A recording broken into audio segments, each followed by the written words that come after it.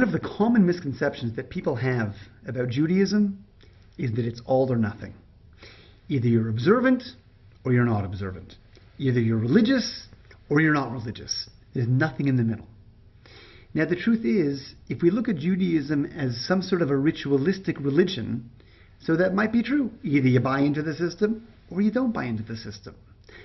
But if we appreciate that Judaism is a relationship, if we appreciate that Judaism is a reality of us connecting to our Creator, then we would have to say, any step that I take to build a relationship, any step that I take to try and create that connection with my Creator, any step that I take to live within that reality is going to have an ultimate, infinite sense of meaning to it.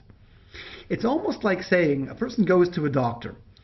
Doctor looks at this person, does a few examinations, and the doctor says, man, you are in terrible shape. You have to exercise, there's 25 things you can't eat, there's 12 pills you have to start taking, there's all kinds of changes you have to make to your life. So he walks out of the doctor's office saying, I can't do this. There's 25 things I can't eat. I can't have any more chocolate, any more eggs, any more salt, any more oil. I can't do any of that. I have to take all these pills every day. I can't handle it. It's too much.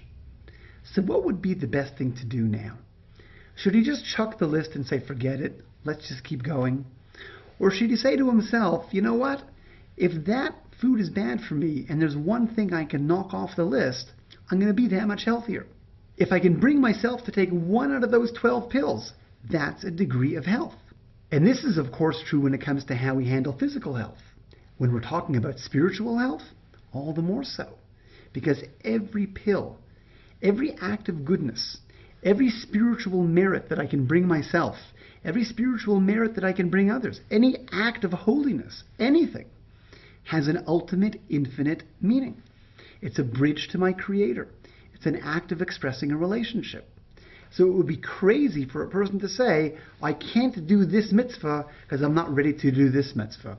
I can't start practicing this because I'm not ready to practice that. We would have to say that even if a person does one mitzvah, and that one mitzvah they understand is infinitely valuable, it's worth just doing that one, even if it's the only one you're ever going to get to. Judaism is not all or nothing.